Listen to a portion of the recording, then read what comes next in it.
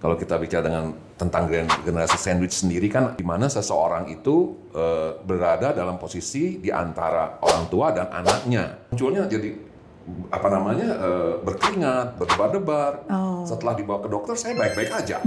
Semua dokter bilang saya sehat-sehat aja.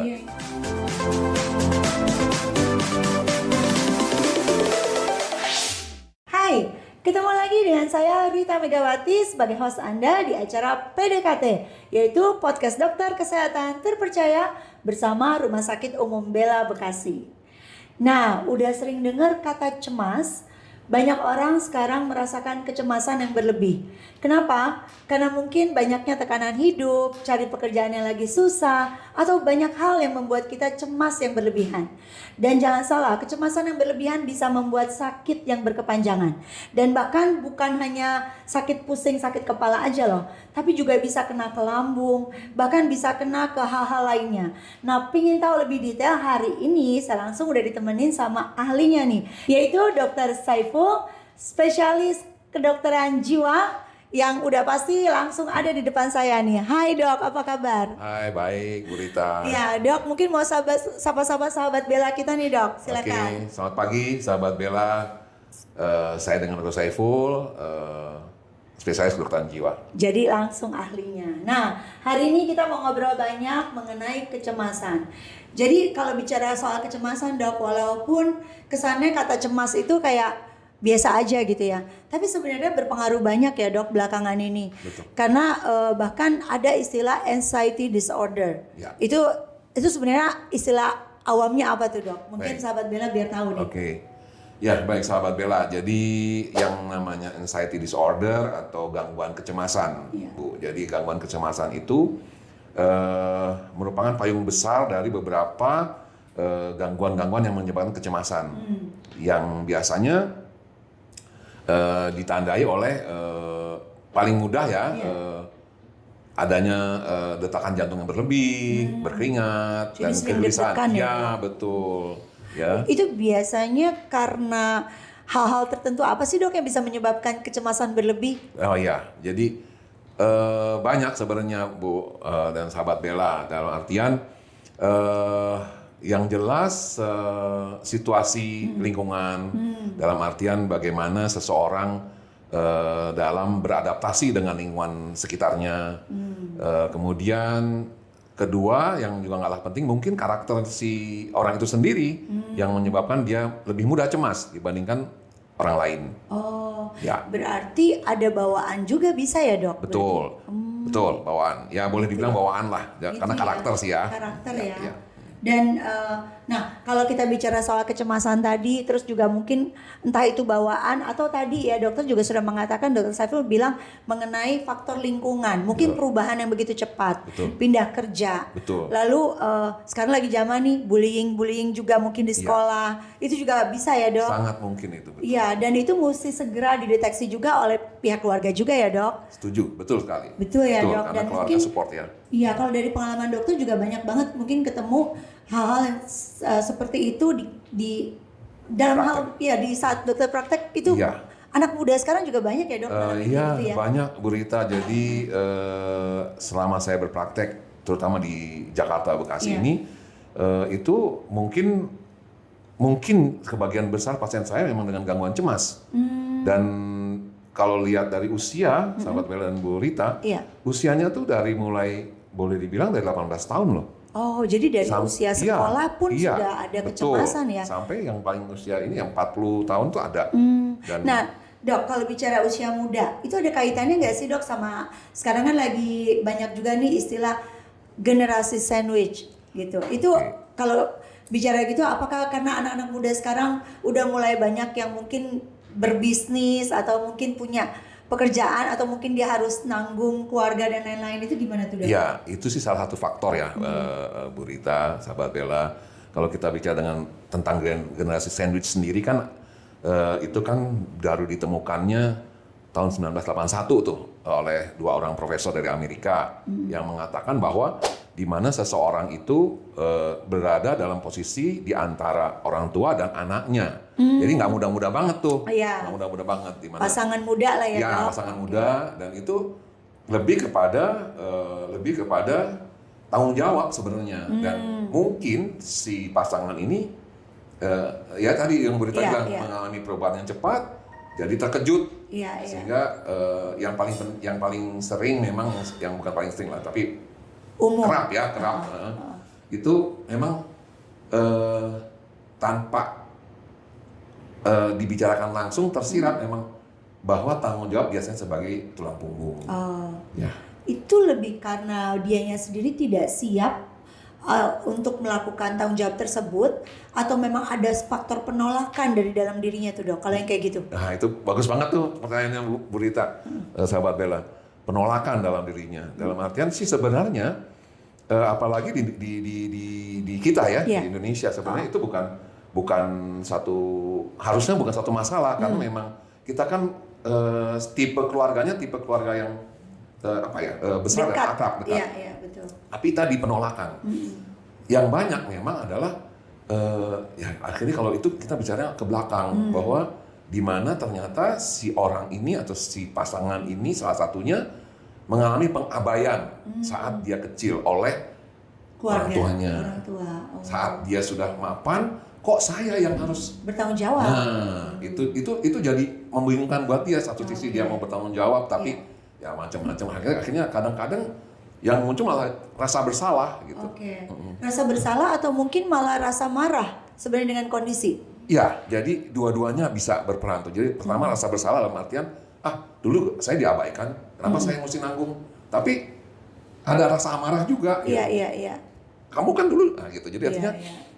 itu yang cikal bakalnya dari orang jadi cemas, gitu. Jadi Iya, karena ada faktor secara kejiwaan yang membuat dia berasa oke, karena sayang dia tetap mau melakukan. Betul. Tapi di sisi lain ada rasa ketidaknyamanan. Betul. Dan juga mungkin bahkan rasa kayak ketidakpuasan gitu terhadap kondisi ya dok. Betul. Jadi memang kalau gampangnya yang umum kecemasan terjadi karena memang ada satu kondisi yang tidak sesuai dengan ekspektasi. Iya, betul. Tidak sesuai dengan harapannya. Iya. Dia berharap pada saat dia sudah mapan, harusnya orang tua saya nggak terlalu, tanda kutip, nggak terlalu merepotkan misalnya. Iya. Tapi kok jadi merepotkan? Padahal mungkin orang tuanya nggak terlalu merepotkan juga sih. Iya. Atau bahkan di sisi orang tua dia mereka tidak merasa merepotkan. Betul. Iya. Walaupun ada juga sih dok, memang tapi mungkin yang keluarga yang memang pandangan orang tuanya merasa anaknya harus take care orang tua, itu juga jadi beban ya dok. Banyak banget Bu sekarang yang begitu, yang akhirnya jadi salah satu Penyebab. masalah kenapa seseorang datang ke psikiater. Gitu ya. Wow, kalau seperti itu memang kalau kita bicara kecemasan secara umum banyak banget faktornya. Tapi tadi saya tertarik yang faktor dari innernya dia nih dok. Ya. Sebenarnya hal seperti itu bisa diantisipasi gak sih dok? Artinya kayak apakah dia bisa melakukan self diagnose kepada dirinya sendiri bahwa wah ini gawat nih, ini kayaknya gue udah mulai kecemasan yang berlebih nih gitu. Itu gimana tuh dok? Bisa dideteksi gak? Sebenarnya si orang sendiri ini juga bisa sangat mungkin dia mendeteksi dalam artian gejala awal lah misalnya ya. Iya. Gejala awal biasanya nggak konsentrasi, fokusnya hilang. Fokus hilang, kemudian dia jadi sensitif, mudah emosional gitu ya. Dan di kala-kala tertentu dia juga mengatakan kadang-kadang kok saya jadi nggak ada apa. Dia bilang gini, yang unik ini, hampir semua mengatakan saya nggak mikir apa-apa loh dok. Saya lagi sama teman-teman main badminton. Iya. Tiba-tiba saya lagi istirahat kok muncul gitu. Iya. Saya bilang iya memang itulah cemas, munculnya jadi berkeringat, berdebar-debar. Setelah dibawa ke dokter saya baik-baik aja. Semua dokter bilang saya sehat-sehat aja. Iya. Ya itu salah satu yang membuat kenapa muncul sebenarnya sih mungkin ada event-event yang mengingatkan dia men-trigger untuk mengingatkan dia di masa lalu dia. Tapi dia mungkin juga denial ya dok. Betul, menolak denial, juga. betul. Menolak juga bahwa enggak saya nggak apa-apa Betul, kok. yang banyak Saya denial kuat itu. kok. Ya, merasa oke. Padahal dan ini bahaya nggak dok? Sebenarnya hal seperti ini nih sahabat Bella perlu tahu ya. Maksudnya kadang-kadang mungkin banyak orang berasa kayak Ya cemas kan biasa ya. Ya. Kadang-kadang dipakai, kemudian apalagi kalau anak-anak muda, sebentar ketemu teman-temannya hilang Ya. gitu kan. Tapi kan itu sebenarnya hanya hiburan sesaat. Betul. Nah, yang perlu kita antisipasi ini apa nih, sahabat Bella, biar tahu juga bahwa kecemasan yang berlebih bahkan sampai berdebar-debar tiba-tiba itu bukan sesuatu hal yang bisa diabaikan. Betul ya, Dok? betul. Karena efek besarnya apa tuh, Dok? Ya, artinya gini, yang jelas kecemasan memang tidak berakibat fatal. Iya. Ya, sahabat Bella juga harus tahu tidak berakibat fatal. Artinya dia aman. Dalam artian aman, apa ya? Pokoknya nggak berakibat fatal pada nggak berakibat fatal. Dalam artian apa ya? Tidak membuat seseorang menjadi misalnya ya tidak mengakibatkan kematian lah misalnya Iya, gitu iya, ya. iya. Tetapi dia sangat tidak nyaman dan Iya. ketidaknyamanan itu bisa berlangsung terus menerus Iya. sepanjang hari Iya. dan akhirnya mengganggu pekerjaan. Oke. Nah, manakala dia sudah mengganggu pekerjaan dia, jadi gini Bu Rita, tidak semua kecemasan, sahabat Bella, tidak semua kecemasan memang harus langsung datang ke ahlinya. Ke ahlinya. Tadi yang Bu Rita bilang juga ya, sahabat Bella, jadi kita ngobrol sama teman, kadang-kadang bisa hilang, nggak apa-apa. Oke. Artinya dia berarti sudah masih dalam taraf adaptif. Oke. Ya, dia bisa adaptif dengan begitu. Tapi kalau misalnya kecemasan itu sudah sampai mengganggu dalam fungsi dia, misalnya dia Nggak bisa konsentrasi. kembali ya misalnya gini deh, dia sebagai seorang dari generasi sandwich tadi, Iya, iya. tapi dia juga sebagai seorang pekerja, Iya, iya. fungsi pekerjaannya sudah terganggu, ya, atau dia sebagai seorang ayah, fungsinya sebagai seorang ayah terganggu dengan kata apa lain, dia jadi emosi sama Iya, iya, anaknya, iya. istrinya. Gampang emosi. Gampang emosi. Iya. Itu kan juga udah Iya, jadi dong. ada distress. Nah, Iya. itu harus segera Iya. datang ke profesional, Iya, iya. bisa ke psikolog, bisa Iya. ke psikiater. Iya, iya. Gitu. Nah, ngomong-ngomong soal psikolog sama psikiater nih, Dok, mungkin sahabat Bella juga perlu tahu bedanya. Karena saya sendiri orang awam, Dok. Kadang-kadang psikolog sama psikiater nih saya taunya katanya kalau psikiater bisa meresepkan obat. Tapi saya sebatas tahu itu doang. Sebenarnya apa sih, Dok, bedanya? Ya, memang betul, sahabat Bella. Jadi artinya bedanya psikiater dengan psikolog, memang yang paling gampang adalah kami psikiater mempunyai hak dan kewajiban memberikan resep obat-obatan apabila dibutukan. Diperlukan. Apabila dibutukan. Iya, iya. Nah, itu yang teman-teman psikolog tidak bisa memberikan resep. Iya, iya. Karena memang nggak punya kompetensi untuk itu. Oke. Tetapi dalam pendekatan psikologisnya Iya. kurang lebih sama. Oke. Kurang lebih sama. Kita Iya. mempelajari teori-teori yang sama Oke. dan apa namanya? Melakukan konseling. Betul, konselingnya Oh. juga hampir sama. Oke. Dan artinya tadi kayak dokter bilang kalau kita sudah mengalami kecemasan berlebih, tadi kan efeknya juga bisa sampai ke penyakit Fisik, juga ya, Dok, betul, fisik betul, ya. betul. Karena fisik juga pasti terganggu dong. Betul. Karena bahkan bisa saya dengar bisa sampai lambung, asam lambung, Betul. kemudian pusing, sakit Iya. kepala. Betul. Wah, itu juga jadi kemana-mana, jadi merembet ya, Dok. Betul. Biasanya kalau udah seperti itu, Bu Rita, Sahabat Bella, teman-teman kita psikolog memang merefer ke kita. Jadi memang sekarang ini udah nggak seperti dulu lagi. Iya. Kami dari psikiatri dan teman-teman dari psikolog itu sudah kolaborasinya udah luar biasa. Iya, Jadi iya. kami saling mengerti kompetensi masing-masing. Ya udah Iya, kita iya. kerjasama. Iya, iya.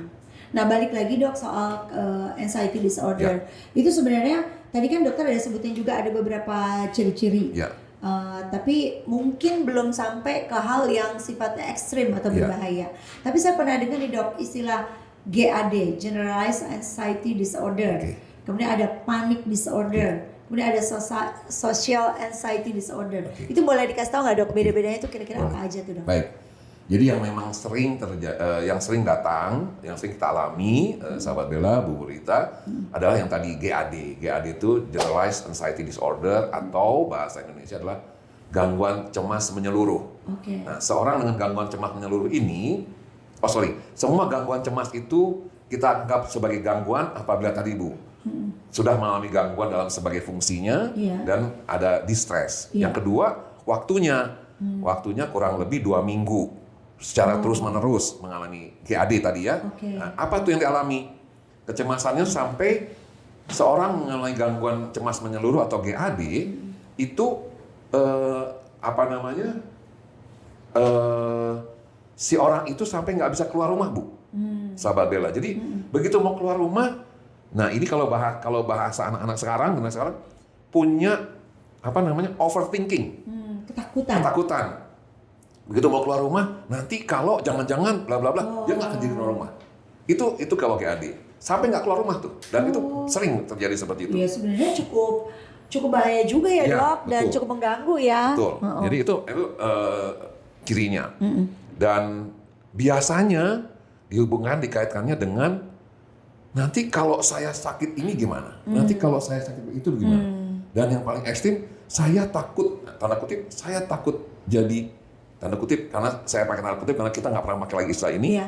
saya takut gila. Iya, ODGJ ya sekarang istilahnya Iya. ya. Atau saya takut mati, itu paling khas pada Iya, iya. gangguan cemas. Iya, iya. Ketakutan dua itu. Oh, Dan namanya cemas, bukan takut ya. Kalau Iya. takut tuh objeknya jelas, Bu Iya, Rita, iya. sahabat Bella. Kalau Iya, cemas iya. tuh objeknya nggak ada sebenarnya. cuma Karena di pikiran kita, berdebar-debar, betul. nggak jelas Nah, ya, Dok. kecemasan itu GAD. Yang satu lagi tadi Panic disorder. panic disorder itu sebenarnya panik itu bukan satu disorder terpisah, Heeh. tapi dia biasanya gangguan cemas dulu, Heeh. dibiarkan, akhirnya meningkat sampai terjadi panik. Di kita serangan justru kalau panik kita malah istilahnya lebih ini kita sebutnya panic attack, serangan iya. panik. Iya, iya. Ya, apa itu? Debarannya makin cepat dan paling ini adalah dia rasa tercekik jadinya. Oh, Rasa tercekik atau nggak bisa napas Iya. gitu sampai merasa pokoknya benar-benar dia Bisa getar ya, badan, dan ya, biasanya orang cemas yang datang ke UGD itu Iya. dalam keadaan panik. iya. Nah, dia nggak bisa napas, dia merasa udah wah ini bakal selesai nih saya, banget yang gitu. Iya. Tapi begitu sampai di UGD tidur kasih oksigen sebentar baik lagi Iya. gitu. Itu panik. Itu panik. Kalau yang tadi satu lagi sosial ya. Iya. Kalau sosial kecemasan, kalau kita sebutnya sih sebenarnya itu maksudnya mungkin Lebih ke fobia sosial ya, dalam fobia artinya sosial, ya. dia nggak berani tampil. Oh, Dia kalau mau tampil tuh pasti ada, dan ada yang sampai nggak mau tampil. oh. Sampai ada yang nggak mau Jadi tampil. nggak bisa di tempat keramaian. Betul. Jadi dia biasanya di mall saja. Kenapa? Dia merasa jadi pusat perhatian orang. Oh, padahal belum tentu. Padahal enggak. Padahal enggak. Dia kadang-kadang kalau ada teman kita diajak ke mall nggak mau, ya kita mesti prihatin gitu ya. Mesti ngerti ya, Dok. karena Jangan kadang-kadang malah- seperti itu. Nah, jangan malah diledekin. Iya, gitu, sama Bella. Bella, betul. Iya. Oh, itu juga ada yang kayak gitu Ada, ya, Dok. ada. Lalu yang terakhir ada satu istilah obsessive compulsive disorder, Dok. Oke. Itu beda lagi, itu memang bagian dari kecemasan, OCD kita bilang. Oh, iya. Obsessive compulsive disorder, di mana seseorang mempunyai kecenderungan untuk berpikir terus-menerus terhadap satu hal, itu obsesif. Dan dia tidak rasa nyaman apabila dia tidak melakukan sesuatu. Sebagai contoh, nah ini memang sebenarnya lucunya gini, ini dalam taraf tertentu sih masih normal-normal aja, karena saya juga gitu. Oh, gitu ya. Sama Bella, saya juga gitu. Iya, Contoh iya. paling gampang deh. Kita kan suka sekali lihat kan, itu mobil udah dikunci loh. Tapi dikunci lagi gitu, dicek lagi. Ya, Dicek kayak- sekali, masih kurang kan? Iya. Nambah lagi ceknya. Tapi itu sebenarnya nggak terlalu masalah. Sebenarnya kalau cuma ngecek 1-2 kali oke deh. Tapi kalau yang sampai misalnya ada yang kejadian, Buku nggak boleh miring. itu lebih ke, ya betul, itu lebih ke arah obsesif juga. Yang paling sering adalah terjadi, dan saya sering jumpai itu, dia sudah di kampus misalnya seorang mahasiswa Iya. kos ya, sahabat Bella, dia ke kampus, sudah sampai di kampusnya nggak deket sahabat Bella, Bu Rita. Dia bisa balik ke kampusnya Karena untuk dia- ngecek kunci pintu udah belum. Oh, karena dia berasa dia kayak Iya, belum. Dan jadi dia pikiran dia nanti Iya, kalau dan dia cemas dia berlebihan. cemas. Oh. Dan setelah dia cek, padahal dia tahu dia udah kunci, dia baru merasa lega, Iya, dia baru iya, merasa iya. nyaman. Tapi kalau kita paksakan untuk nggak ngecek, wah dia akan gelisah terus, gitu. Bisa menimbulkan gelisah yang berlebih. Betul. Nah, kalau yang seperti itu biasanya sorry Dok, misalnya kayak ciri-ciri yang dokter sebutkan. Itu buat sahabat Bella sudah punya kecenderungan, wah ini cikal bakal seperti ini nih, Ya. atau berlebih, sebaiknya melakukan konseling Ya. kepada ahlinya ya, Betul, Dok. betul. Nah, itu kalau kayak gitu gimana, Dok? Biasa teknisnya konselingnya ketemu dulu Ya. sama dokter, untuk biasa dokter akan tanya jawab dan Betul, sebagainya, atau betul. gimana tuh, Dok? Ya, saya dapat beberapa kasus di sini memang, puji Tuhan memang datangnya itu dengan kesadaran sendiri, padahal usia masih muda. Terus kalau masih muda dan dia cepatnya baru mengalami seperti itu lebih mudah. Jadi memang kita konselingnya adalah datang, ceritakan dia apa ini masalahnya, kemudian kita memberikan satu, bukan PR sebenarnya, tapi kita memberikan suggest untuk coba kamu mulai dari apa yang kamu mau. Karena biasanya ini biasanya dimulai dengan semuanya jadi harus begini, harus begitu keharusan itu ditinggal, nah itu dia jadi terbebani. Sekarang saya bilang, oke, kamu coba mulai dari semuanya, jangan harus. Iya, tapi apa yang kamu inginkan. Iya. Jadi nggak ada beban untuk dia harus. Kan kalau nggak mau ya sudah gitu. Iya. Itu teknik gampangnya gitu. Kira-kira seperti itu. Karena kalau membuka diri lah ya. Iya, betul. Dan kadang-kadang sahabat Bella, kalau kita bicara setiap orang mungkin punya masalah dalam hidup pastinya. Terus kalau kita bicara bahwa oke lah, setiap orang mungkin punya kecemasan, pasti ada. Betul. Cuma kan levelnya tadi beda-beda Iya. Dok. Nah, sampai sejauh mana Anda membutuhkan seorang ahli untuk membantu supaya tidak berkelanjutan? Ini tadi udah dibahas juga sama Dr. Saiful. Self diagnose boleh, tapi jangan menganggap itu benar. Jadi begitu kita mendiagnosa diri kita, kayaknya gini, segeralah cari klarifikasi kepada ahlinya, gitu. Betul. Karena sekarang udah gampang kok, buka di Google semua ada tentang itu, tapi mesti diingat di Google tuh semua pengetahuannya umum, sehingga kita mesti klarifikasi ke yang ahlinya lagi. Ya artinya setelah sahabat Bella merasakan tadi berasa sering berdebar-debar, tiba-tiba kok bisa panikan, terus juga merasa ini kok kayaknya ada kecemasan berlebih yang nggak habis-habis, apalagi tadi sampai berminggu-minggu, dan kadang tanpa sebab gitu ya Dok. Nah itu sebaiknya sahabat Bella langsung aja konsul, karena ini bisa menimbulkan gejala-gejala lain yang mungkin jauh lebih bahaya kalau didiemin aja, gitu ya Dok ya. Dan kalau kita bicara mungkin dokter ada strategi ataupun kurang lebih tips yang bisa disampaikan kepada sahabat Bella bagaimana untuk mengatasi kecemasan berlebih supaya tidak berkelanjutan. Kira-kira apa sih Dok biasanya yang dilakukan? Ya, sahabat Bella, Bu Rita, ini bagus juga pertanyaannya, karena ini juga sering juga sih ditanyain sama klien ya. Jadi artinya apa sih yang bisa dilakukan? Yang pertama memang sebaiknya, terutama pada orang-orang yang mudah mengalami kecemasan, sahabat Bella, Bu Rita, adalah yang pertama, coba belajar untuk lebih berproses, dalam artian jangan semua terburu-buru. Karena biasanya orang-orang yang terburu-buru inilah yang lebih gampang cemas. Semua harus cepat, semua harus ini, sehingga akhirnya dia begitu orang seperti ini misalnya gini, nunggu aja bisa cemas loh kalau kayak gini. Padahal nunggu apa sih gitu kan? Tapi dia bisa ini banget. Jadi itu yang pertama. Coba belajar berproses, lebih slow gitu ya. Nggak semua kan harus cepat. Memilah-milah mana yang memang harus, mana yang memang Dari prioritas itu juga sama, sahabat Bella, Bu Rita. Dari prioritas-prioritas yang kita udah tentukan, mana sih yang mau dan mana sih yang harus itu. Terus yang kedua, coba belajar relaksasi dengan atur nafas, terus gitu ya. Yang ketiga, pada saat kita mengalami cemas, memang yang paling penting adalah tadi saya bilang, jangan terburu-buru. Biasanya saya selalu keluar dari ininya. Coba, Ibu mengalami cemas di mana? Di ruang kerja. Coba Ibu keluar dari ruang kerja itu, cari ketemu dengan orang lain itu. Ketemu dengan orang lain boleh, bisa Bu, bisa. Atau ke ruangan yang biasa Ibu nyaman, nah Ibu coba atur nafas Ibu pelan-pelan gitu. Tapi bertemu orang tuh bagus. Bertemu orang, karena kadang ya Dok, kalau menurut saya nih, saya ini mungkin termasuk orang yang saya selalu berasa saya cukup positive thinking, gitu ya sahabat Bella. Jadi saya punya satu istilah nih Dok, saya selalu bilang yang utama itu setiap orang itu harus live in the present. Jadi jangan terlalu cemas ke masa depan dan juga tidak boleh terbebani apa yang udah lewat. Harus just live in the present. Itu sangat benar. Gitu ya Dok? Ya, saya selalu terpesan gitu, bahwa kita hidup di hari ini dan saat ini.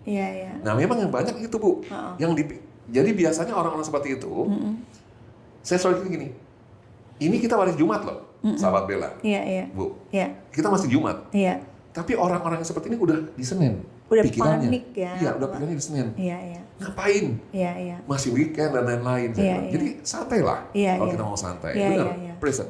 Live in the present ya. Betul. Jadi dengan live in the present, ada masalah, sahabat Bella, karena setiap orang punya masalah, hadapi masalah hari ini. Masalah besok akan kita hadapi lagi dengan solusi besok. Setuju banget tuh. Ya walaupun bukan berarti nggak mikirin masa depan ya Dok, tetap. Cuma yang penting jangan sampai menimbulkan kecemasan berlebih. Setuju, betul. Gitu ya Dok. Betul. Nah, so dari Dr. Saiful sendiri, mungkin ada tips terakhir nih buat sahabat Bella yang merasa punya kecemasan berlebih atau bagaimana, atau mungkin gimana caranya supaya tidak terlalu cemas, atau kalau sampai cemas langsung aja datang ketemu Dr. Saiful di Rumah Sakit Umum Bella ya. Oke, boleh.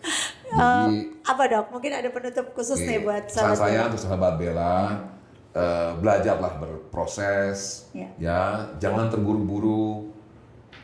Ada waktunya kita harus, tapi juga ada waktunya kita pengen sesuatu. Lakukanlah itu sesuai dengan keinginan kita, asal itu bertanggung jawab, membuat kita nyaman.